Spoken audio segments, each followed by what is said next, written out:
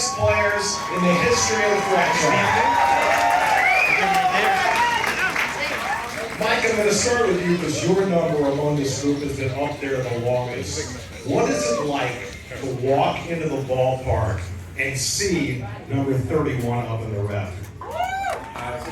It's overwhelming, and the greatest honor, as I said when at my ceremony, was it really it connects you with the fans, and it lets the fans know you're always there with them.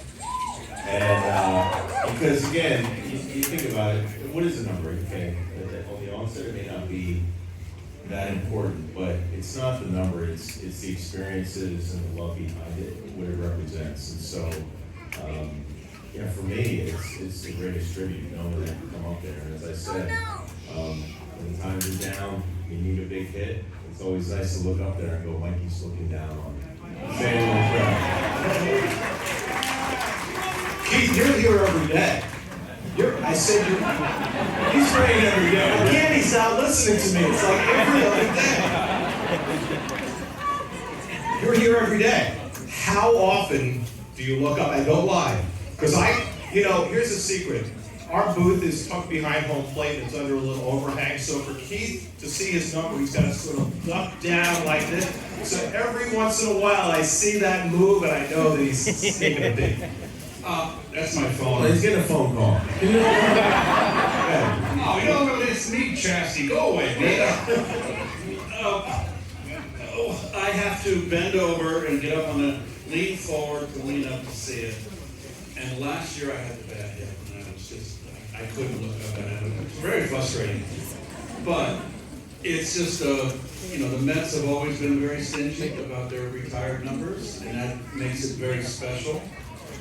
And to be up there, when I was inducted, Mike was up there, of course, and Casey, Gil, and Tommy, Big Tom.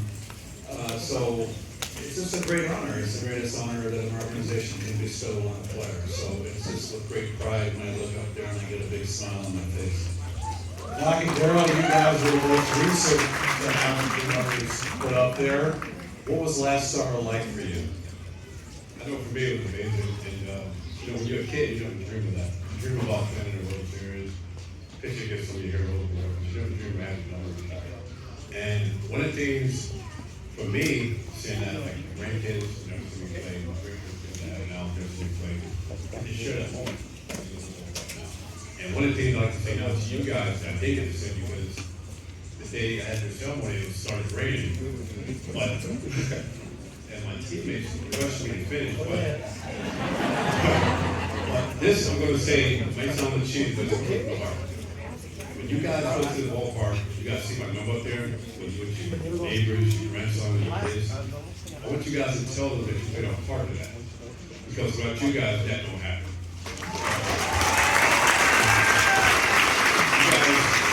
You guys always do it for me. You better feeling when I got 2 seconds in battle. You guys set up clapping one of the third strike.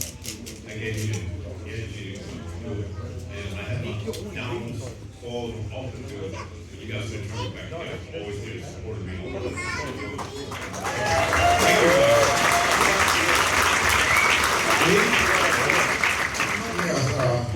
I just have to say thank you.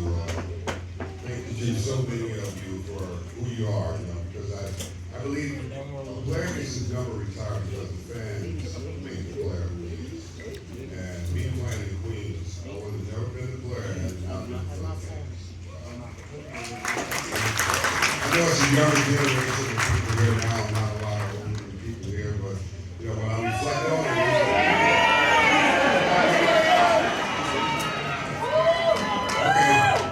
when I reflect back and look up there and take my number up there, you know what I think about? I think about Chuck Hill, my rookie ball coach.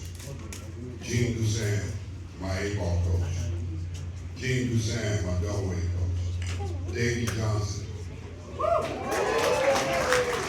triple-A coach. And I think about Valentine. I think about Buddy Harrelson. I think about Bill Robinson. I think about all the people that played a big part of me becoming the kind of player I was. Because you don't just become a great player by yourself. It's coaches that make you the kind of player that you turn out to be. Jim Fry, had it not been for Jim Fry, and I was supposed to be at the ballpark early in my rookie season at 1 o'clock. And I didn't show up till like 3 o'clock, and he said, he got in my face and he said, "You turkey neck, I'm never gonna wait for you again." That was in my rookie season, and he said, "I'm never gonna wait for you again. And you need to get to the ballpark early," and I was at the ballpark early every day for that. Oh, smart. And I learned something from Jim Fry about that. It's not about how great of a player you are. It's about learning and working on your weakness, not always about strength. You know, things that you're strong at and things that you're good at. You're talking how to work on things that I was weak at that made me a better player. So it's such a great honor to be here with these great guys that played here, and this one is coming up next. For this franchise, this franchise has really had some tremendous players. And you're looking at some of us right here that have played well here in front of these fans.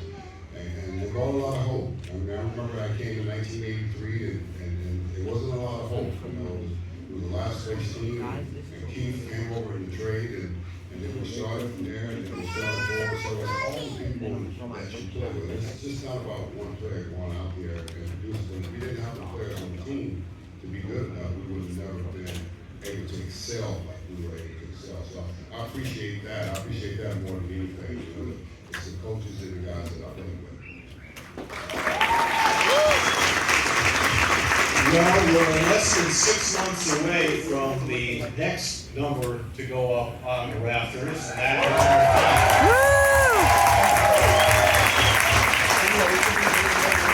is David, tell me about getting the call, and tell me about what your reaction was. Well, first of all, let me say this, that this is, I could actually just buy a ticket for this and go sit on this side of it, because these guys are my favorite players. You know, when I grew up, the guys that I idolized. Growing up in North Virginia, our AAA team was obviously there for a while.